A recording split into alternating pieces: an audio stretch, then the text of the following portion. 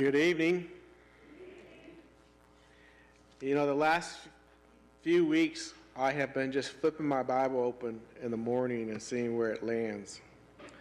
And it's been interesting, the verses I've read, the chapters I've read the last few weeks. And this morning, I flipped over my Bible, and it landed in Hebrews chapter 12. So I want to read the first couple of verses in Hebrews chapter 12. Therefore, since we are surrounded by a great cloud of witnesses, let us throw off everything that hinders and sin that so easily entangles, and let us run with perseverance the race that marked out before us. Let us fix our eyes on Jesus, the author and perfecter of our faith, who for the joy set before her endured the cross, scorned its shame, and sat down at the right hand of the throne of God. Christ is always here beside us, no matter what we go through. And he stands with us to support us and guide us. And this week, I've invited different people to share what God has done for them the last 18 months, or if they want to share their lifetime story, that's fine. But just share with us what God has been doing in their lives. And tonight, Gonzalez has agreed to share with us. And so I invite you all to come forward. And let's have a word of prayer when you get up here and before you start. So,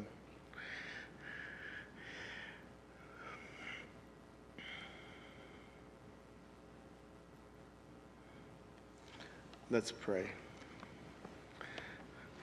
Lord, be with our brothers tonight, Lord, as they share their testimony with you, with us, and everything you've done for them the last 18 months or their lifetime, Lord.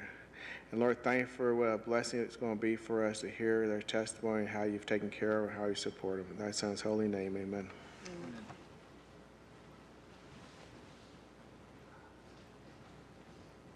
Hi, how are you guys today? Well, just for those people that don't know me, my name is Israel. We've been coming here for a little bit over a year now. But because of COVID, we haven't been able to fellowship with one another as I guess we used to.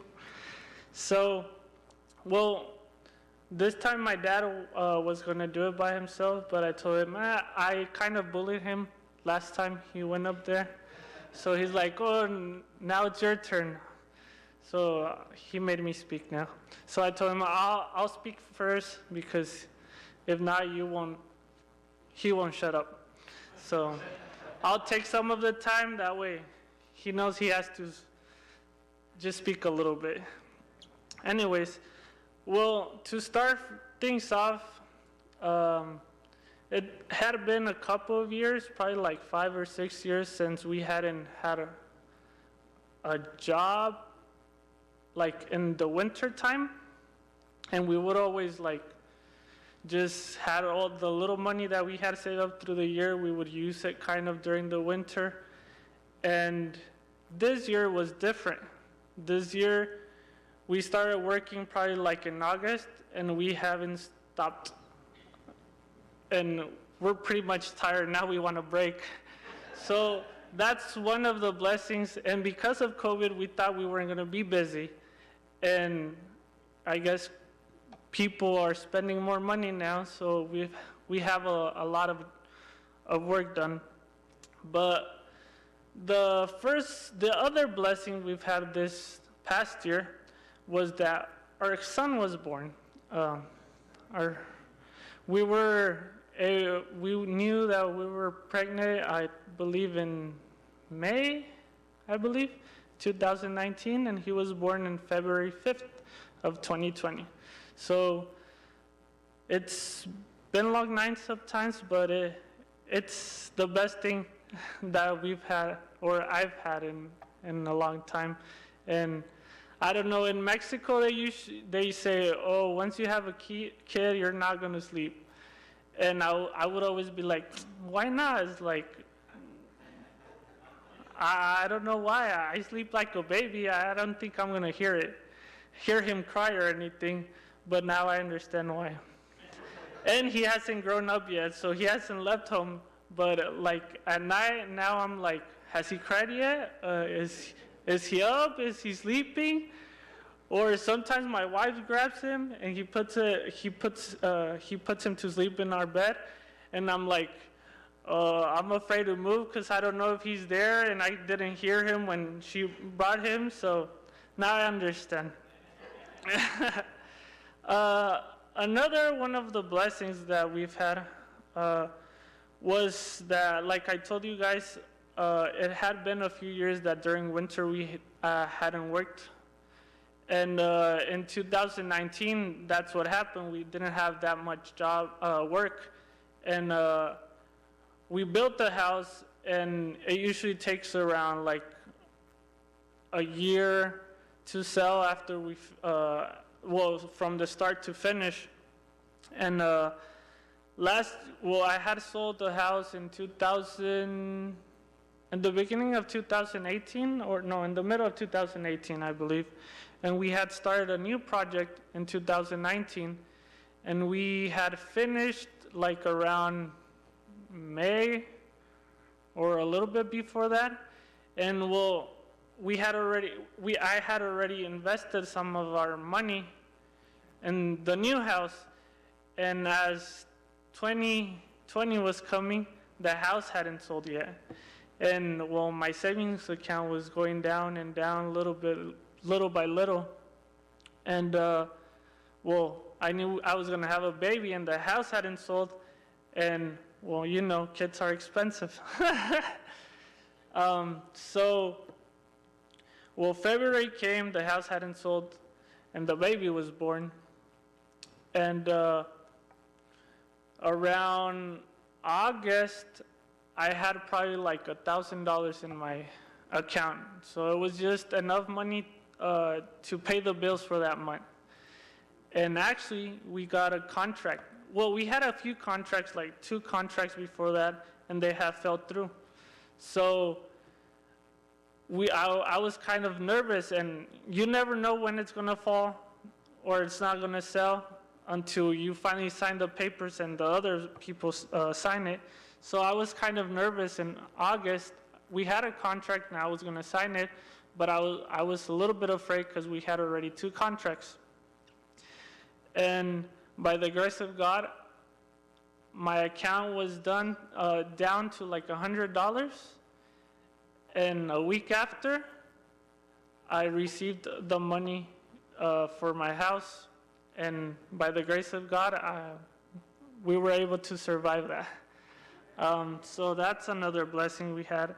And finally, another blessing I would like to share with you guys is how you guys have taken us as a whole family, how you guys blessed us. And before the baby was born, we were blessed to have 3 baby showers. One was in Mexico with my wife's family. The second one was from the other church we used to go to. They did a baby shower for us, and we received a lot of clothes. And in the first baby shower, since it was in Mexico, we received money. And the second one, we received a lot of clothing. And that's why whenever you guys ask me, the lady that did the baby shower, I can't remember her name right now, but when she asked me, what do you guys want or what do you guys need? And I was like, well, I know diapers and wipes, you can never have enough. That's what I always heard. So that's why I asked for diapers and wipes. And actually, those last me almost a year. So I was blessed to not spend on that for a whole year. So that's the last blessing I would like to share with you, and also say thank you from the bottom of the heart for all the things you guys have done. Thank you.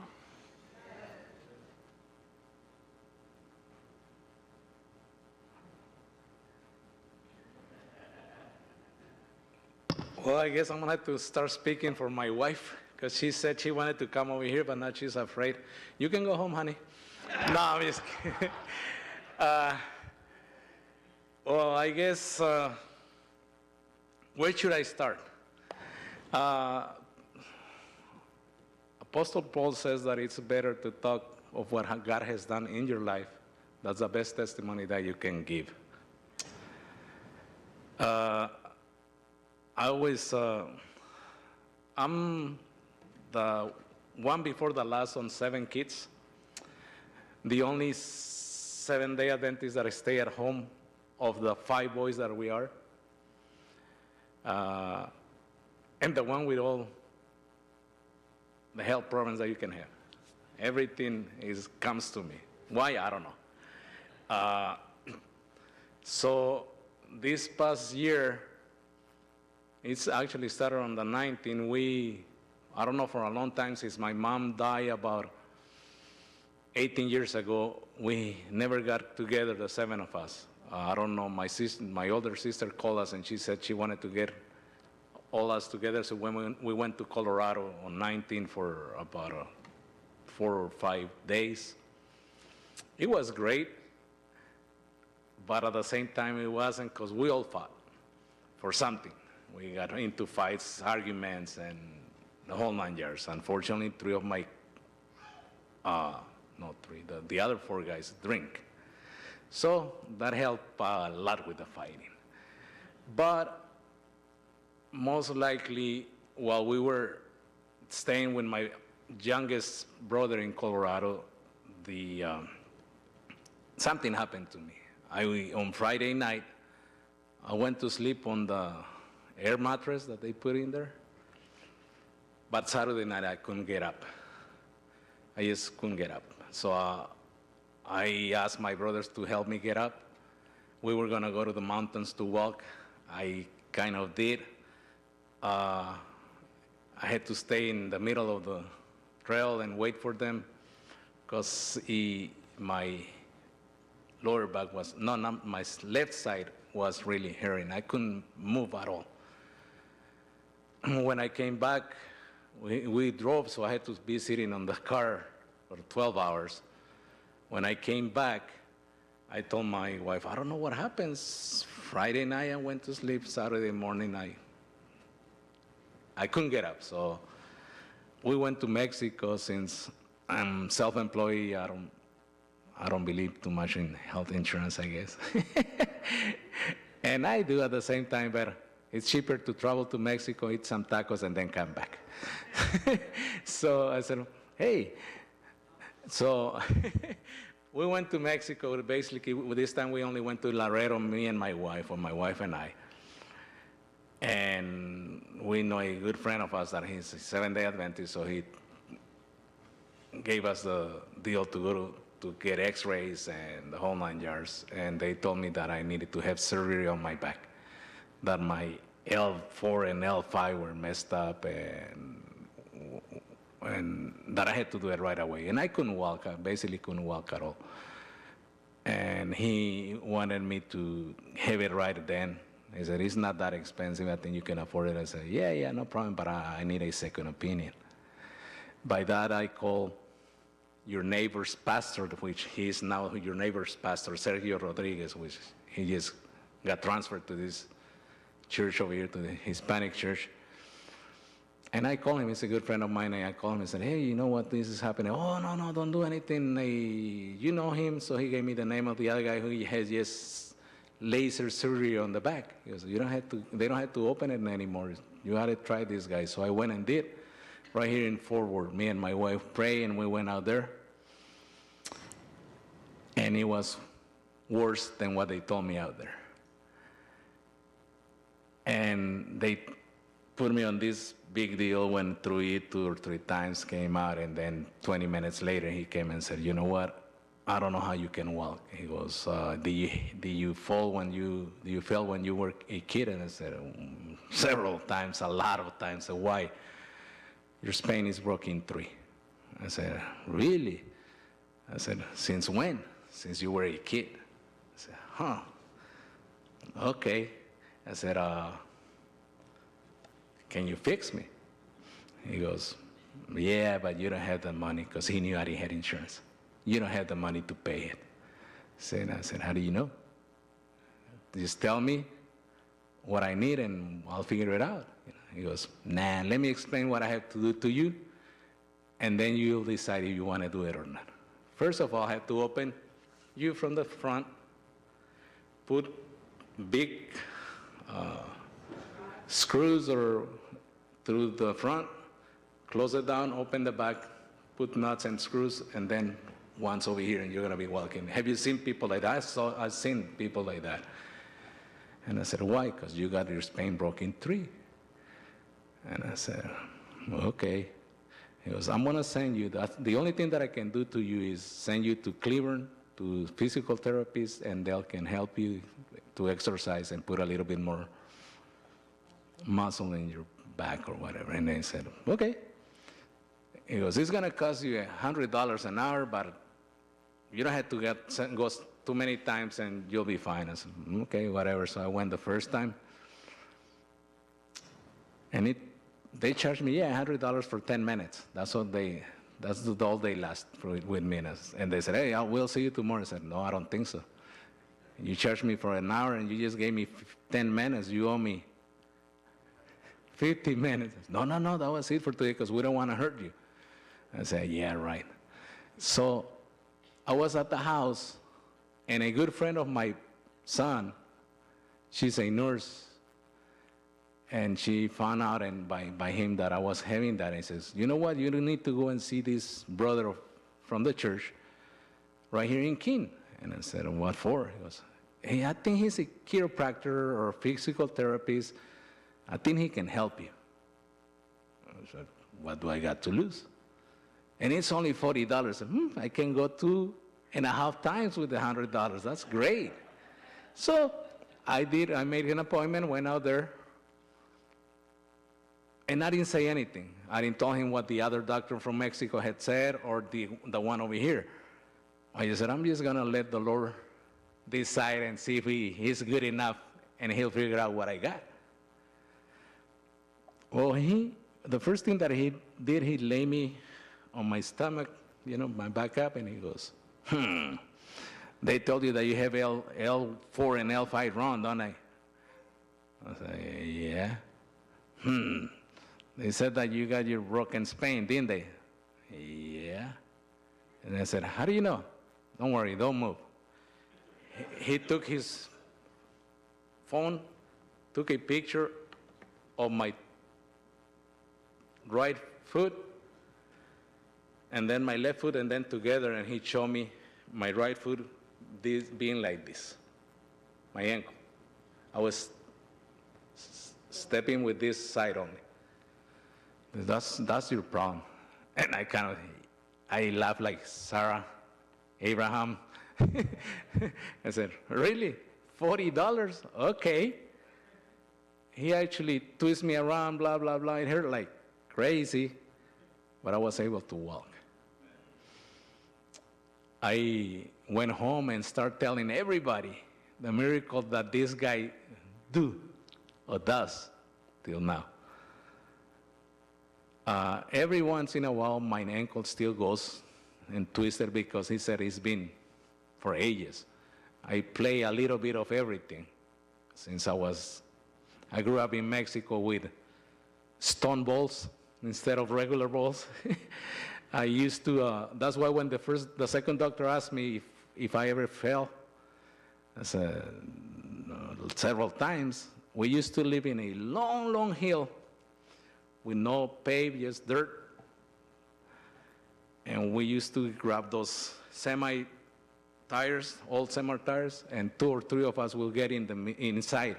And someone else will roll us down till we hit the mountain on the other side. So if that's not been falling every time it goes like that, I don't know what it is. So when he told me that I had my broken spine, I cannot believe more the guy over here than the guy out there. Because that wasn't the first time that my back has gone haywire with me. When I was around 14, 15 years old, we were playing at the church.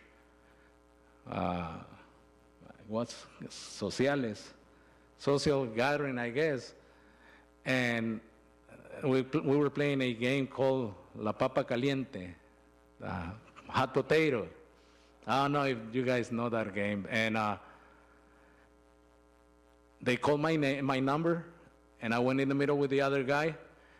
And when I went and grabbed the deal and ran to my side, and he almost caught me, I went down, and I stayed there. When I was 15, they had to, like 2 or 3 guys, hey, help me pick me up. And they did. They straightened me up. It hurt like, but then I kept walking. And I didn't put any attention to it since then when I was, he's gonna laugh, 35 or 29 plus 6.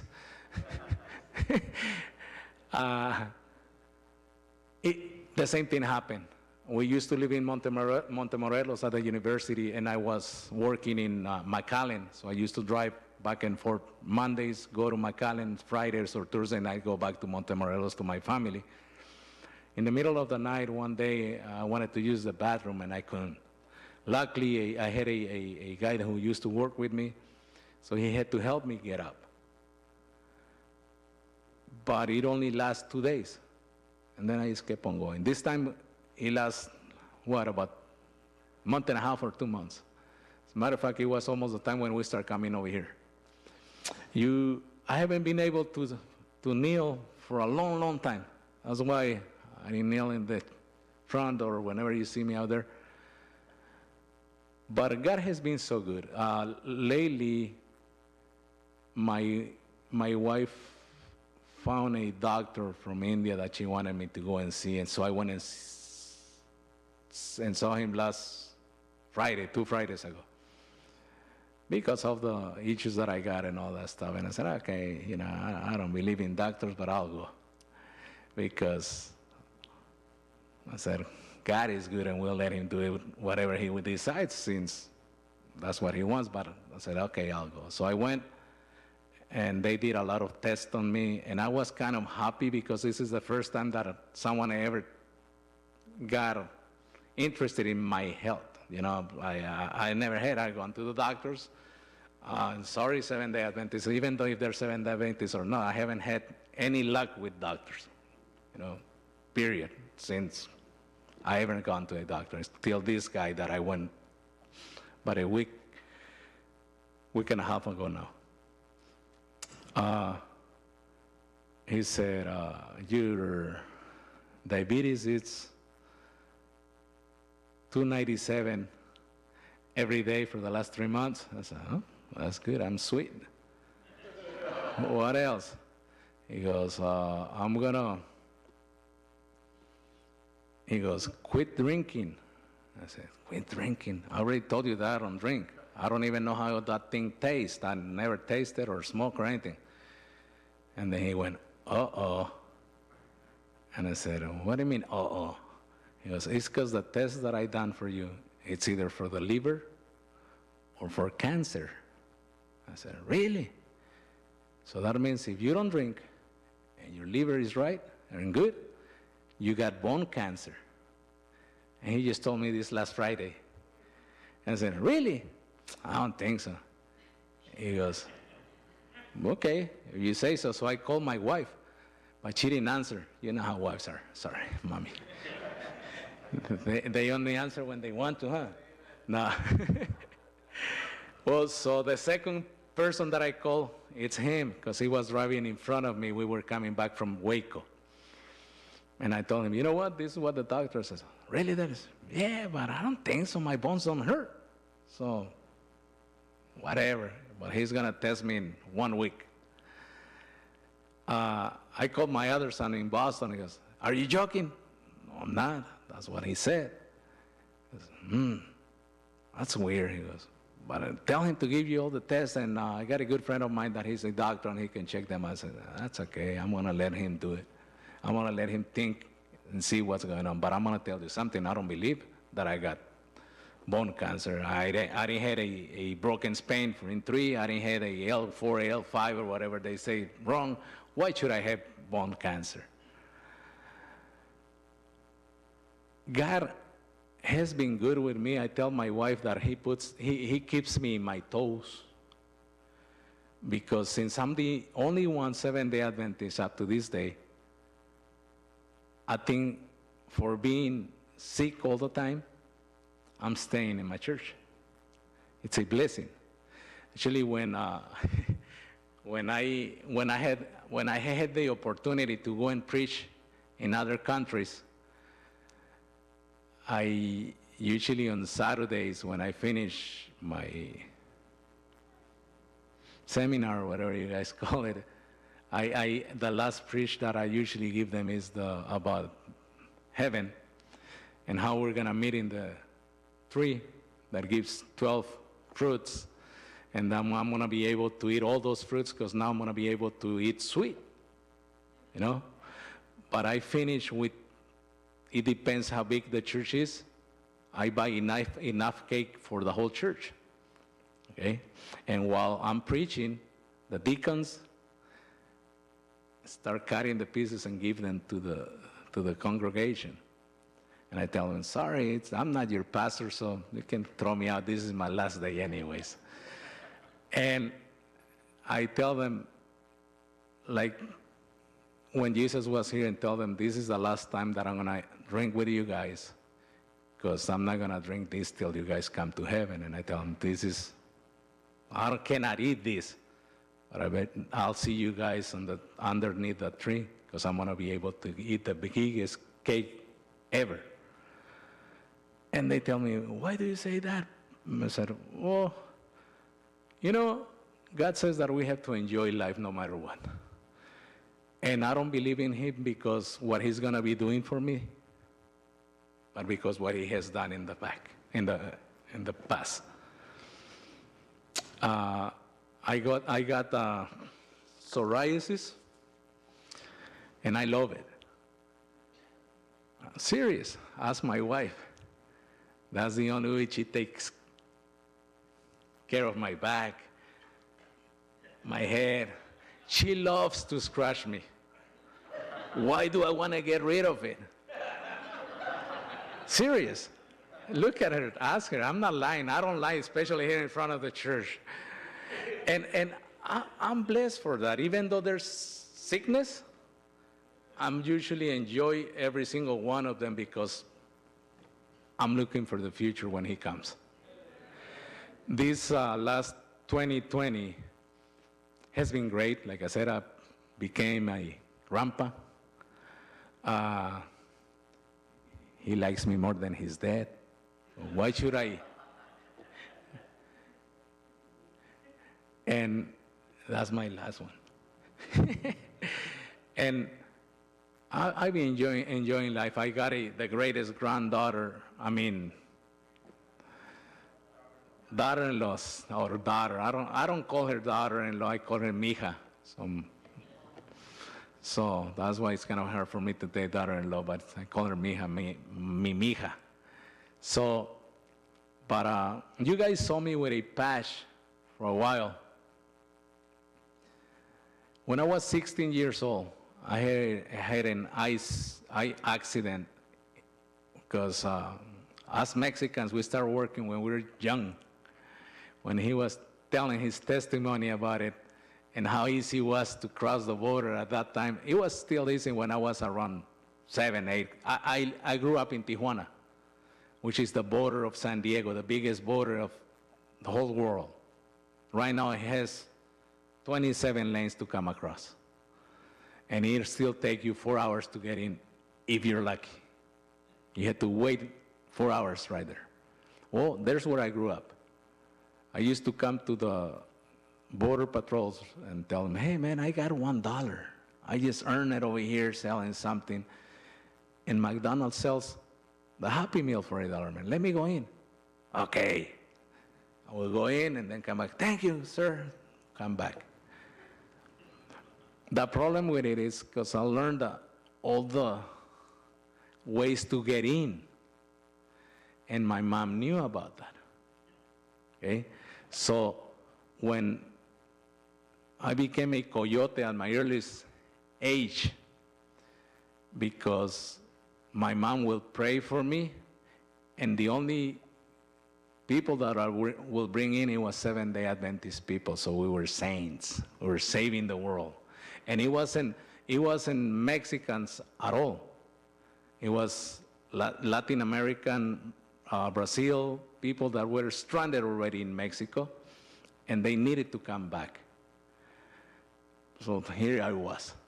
As a matter of fact, how was it? 2 weeks ago, Mommy. 2 weeks ago in my wife's, what you call it, the FaceTime.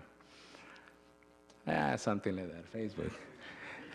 I'm not good with those things, but anyways, one of my cousins was putting a picture of my wife, her and her sister, my cousins and her sister, and was remembering when it was in 1980, 83, 82.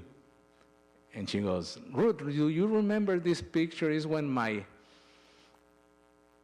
cousin took my sister to the U.S. underneath the bed on the minivan to go across because she wanted to go out there, and they asked me if I wanted to, but I didn't want to because I was kind of scared, and only my sister went.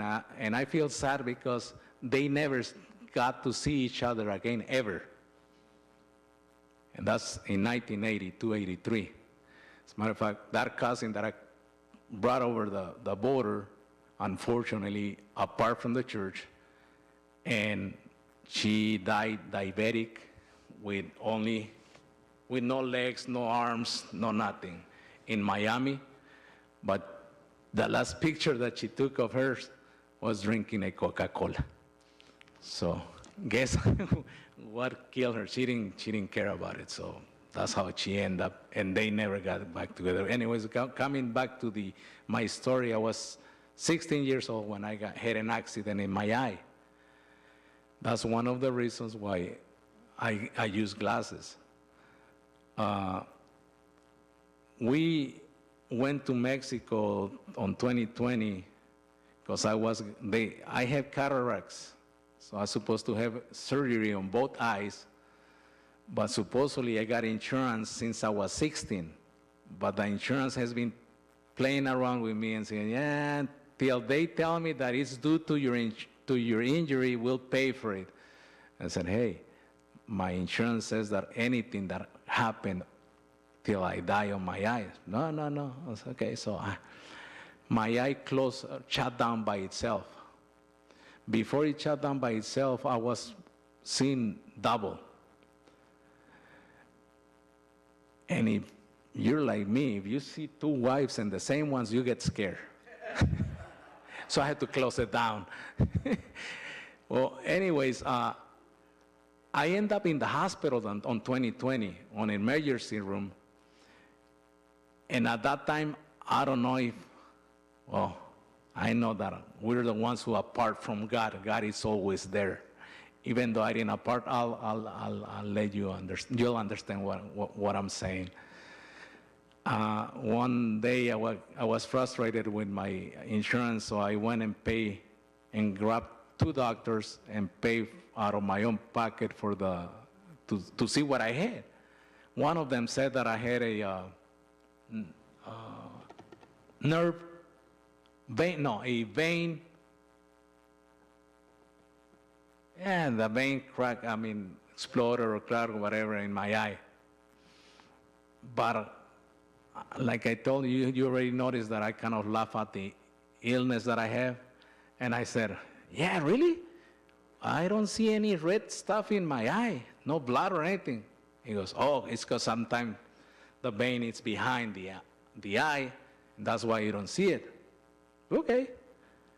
So I went to see another one the following day in Louisville. And this one was more smart than the other one. He looked at me, and he looked at me, and he was amazed with my eye, my left eye. Not because I was seeing double vision, it's because all the eye doctors love my left eye. It's cracking too, and they still don't believe that I see. That's why you'll see my eye a little bit shut down more close than the other one, especially if I'm out on the sun. this guy has said, hey, can I be your doctor? I said, if you grab my insurance, it's workers' comp, you're more than welcome. He goes, no, I don't. I said, well, no, then you cannot be my doctor. He goes, well, anyways, what you got is the same as the other guy, the vein, whatever. And I said, really? I said, how come I don't see any red in my eye? He goes, it's because it's behind your eye, next to your brain. As a matter of fact, you have to go to the hospital. If not, you're gonna die. And that's why I'm saying I don't know how far I was at that day from God, because I believe Him. Since due to COVID, since COVID was there on 2020, him and my daughter-in-law and my grandkid were at the car waiting for me. So they told me that notice. He told me, and I was there by myself. Unfortunately, that one I believe. The worst one I believe. And the biggest lie, I believe it. I don't know. That's why I'm saying I don't know how far I was from God at that day, because I believe this guy. That I walked from the doctor's office to the parking lot, dead already. Actually, as soon as I got with my son, I said, you know what, we need to get everything ready. I'm going to die. And what do you mean? Well, he told me that I'm going to die if I don't go to the hospital. Actually, I wanted to go to Hewlin, and we were in Louisville. He said, nope, if you drive to that hospital, you're going to die from here to there, and I'm not going to be responsible for it. I said, okay. So guess how I felt and how I looked when he saw me. I was half dead already, almost dead. Because the mind is really powerful, especially if they tell you really seriously that you're going to die.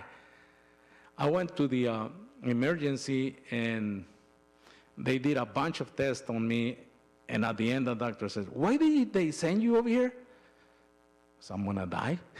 He said, not really. No, that's why I'm here. Because supposedly I got a tumor on my brain. That's what he said. I had a tumor on my brain next to my eye, and that's why I was seeing double. He says, nah, go back to your eye doctor tomorrow and tell him that you got nothing. And I said, hey, since I'm over here already, and you got me with all these things over here, I haven't been able to sleep for about 3 months. Can you put something in there, please? Because I'm really tired. She goes, really? Yeah, they're going to charge me anyways. So she kept me another hour, and I was able to sleep for about an hour and a half at the hospital because I actually wasn't sleeping at all. I don't know what they did to me that I went really I knocked myself down with whatever they gave me. But my mistake, or no, it wasn't my mistake, it was my son's, and he's the one who to be blamed. He called my wife and told her to drive all the way to Louisville to pick me up. Why it was the biggest mistake? I actually was sleeping, and I knew I was going to sleep all night long. But my wife coming through Louisville on the back roads and all that stuff, she will say every minute, I cannot see. So I lost my sleep again. I haven't been able to sleep for about, year and a half or less. But I can only sleep 2 hours, and I'm ready to go to work. Unfortunately, it's in the middle of the night, not even in the middle of the night, because I go to sleep around 8. So around 10:30, I'm ready to go to work. But where can I go? I still got 8 more hours to sleep, and I cannot sleep. So I lost my mind on 2020. Completely lost my mind. If you don't believe me, ask my wife. I was seeing things, and I'm going to say this because I'm right here in the church, but Satan was after me because my brain was gone because I was losing a lot of sleep. And when you're weak, it's scary. It's really scary. Actually, I talk to pastors, I pray, I sing all night long. And as soon as I stopped singing, he was attacking me. It was really bad. And unfortunately, this is not the first time that happened to me. That's why I kind of laugh, because God made me, so I believe in him. I don't know what is the purpose of him doing this to me, but he's so good. About, what was it, 5 years ago, mija? Or more? No. When did you left to Nicaragua? 6 years ago. He's gonna laugh, but I'm gonna have to tell you guys. 6 years ago, he's my last baby. He got married, and he wanted to go 1 year on a missionary trip. So me and my wife took them to Tennessee, and we left them there. Unfortunately, we left them there on my birthday, August 10th. Why am I saying unfortunately? I'm not used to get my birthday celebrated. I don't like it. But I don't know why they made me this small cake, because we were in the middle of nowhere with one candle, and I got kind of sad, not because of the cake. I don't know why I got sad. As soon as we cut the cake, which I didn't eat because I don't eat cake, they ate it, and we drove away. I was driving, not even 1 mile away from where we left them. I started crying like a baby. And she goes, "What's going on, mijo?" I don't know. I guess because he left, we got nobody else at home. I don't know. I didn't know why I was crying. But I wasn't sleeping at that time either. When I drove for about 2 or 3 hours or something like that, and then my wife kept on driving. I said, "I'm sleepy. I want to go to sleep." So she took over. But right there, I guess we didn't get home till 1 o'clock in the morning. But the hours that she drove were the worst ones to me, not to her, because I saw that she was hitting the curb, hitting someone else. Be careful, blah, blah. I was really scared and crying all the time. When I got home, I couldn't sleep at all, not even those 2 hours that I used to sleep. The following day, she took me to the doctor, and I didn't want to go, but she took me to the doctor anyways.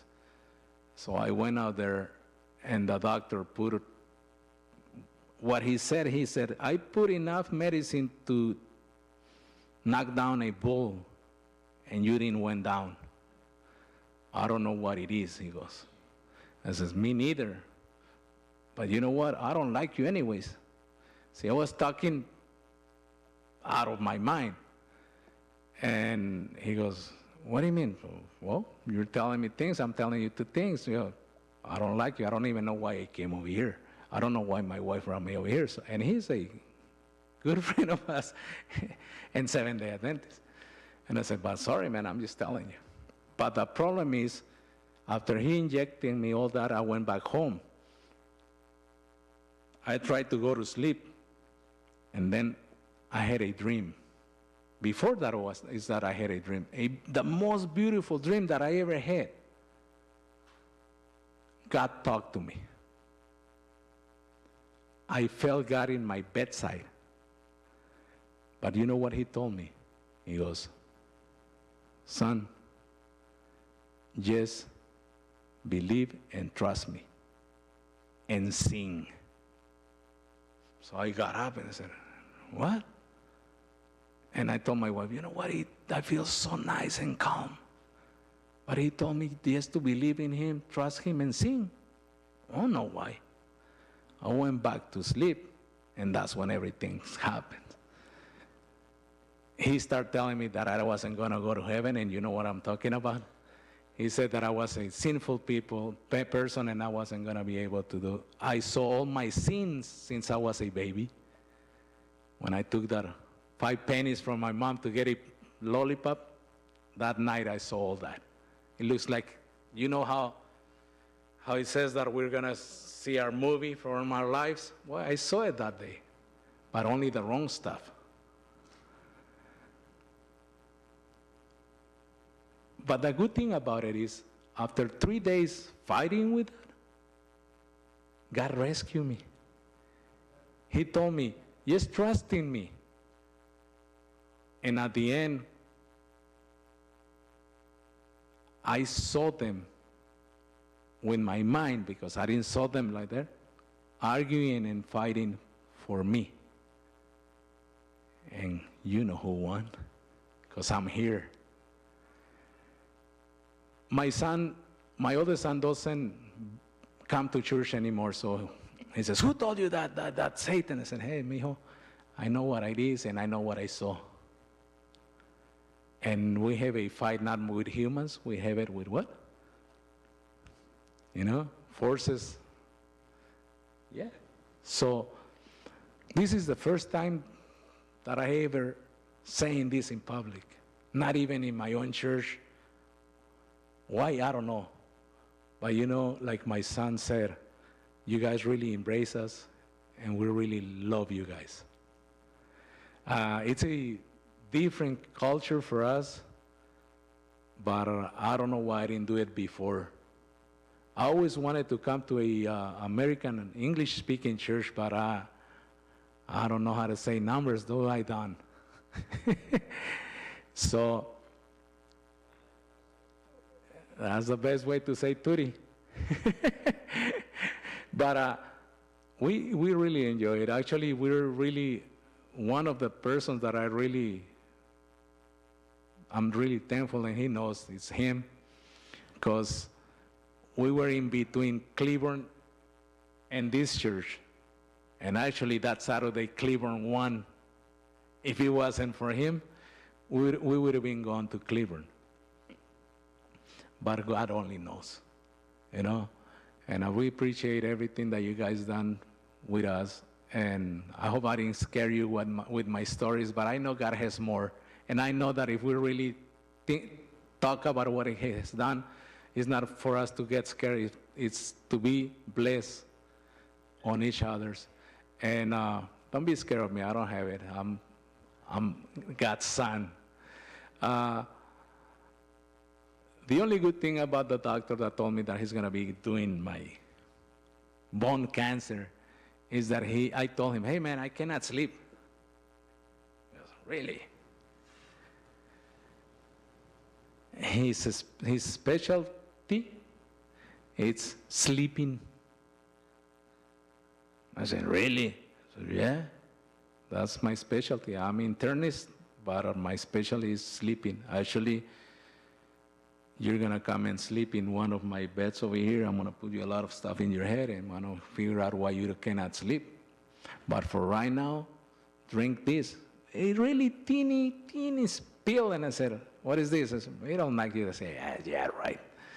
I haven't been able, nobody has ever knocked me down to go to sleep. So I went and drank it Friday night, not this, the following night, and I slept like 12 hours.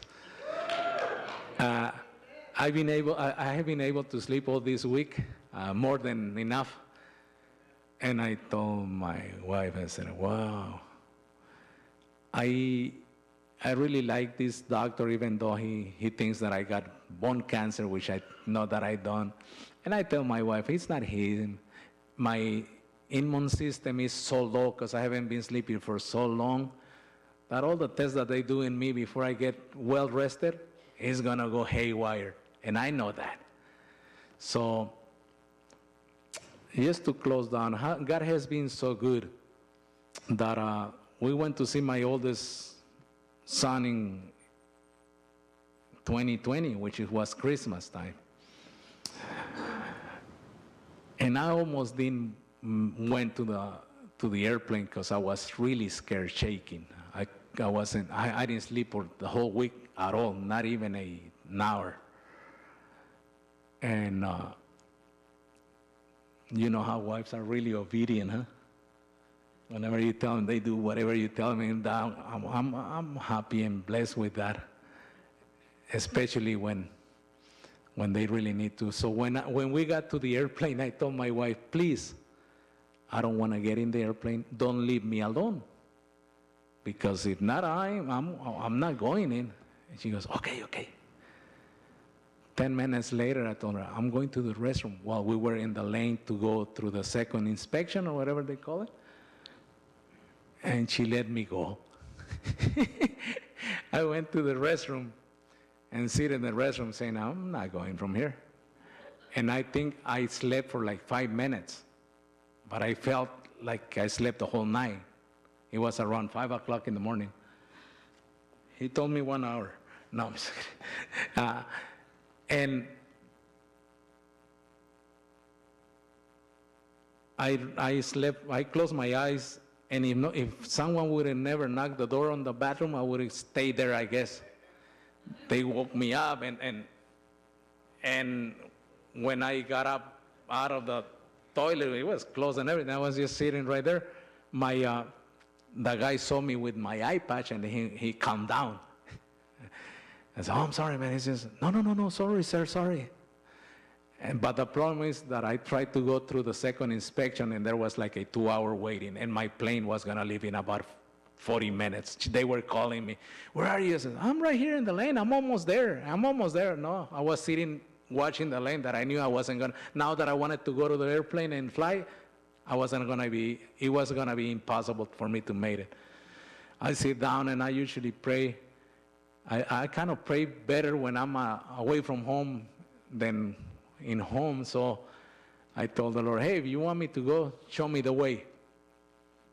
And then I said, "Oh, my eye patch." So I went to an attendant right there, a receptionist, and I told her, "Hey, I was on the line, but I get dizzy." "Oh, don't worry, sir. Let me see your ticket." "Oh, your flight is leaving in about 40 minutes. Hold on." They put me in a wheelchair, took me all the way to the front, and I made it. God is good every time, and I always joke because I tell him whenever I pray, "Man, you really like to laugh at me, don't you?" But it is good. If he wants to laugh, that's fine. I'll let him, because he's my creator. I don't know how many more health problems I'm going to have, but I know that I'm going to be new when I get out there.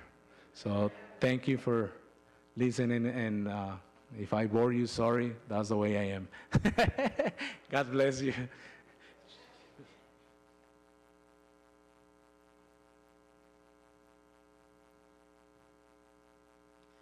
Amen. I was blessed. I'd like to divide you up into groups now, 2, 3, 4, whatever you want to divide up to, and pray. Just go around your circle and ask what people need prayer about, and pray for those prayers in the circle and stuff. So let's divide up. When you're done praying, you're free to leave. We'll meet again Wednesday evening. Stuart Mitchell is going to be speaking Wednesday evening, sharing his testimony. He has an amazing testimony too. God has really blessed him. So let's divide up in groups of 2 or 3 or 4, whatever you want to divide up, and have a circle of prayer and pray about what's important in that circle, and then we'll go home. Thank you.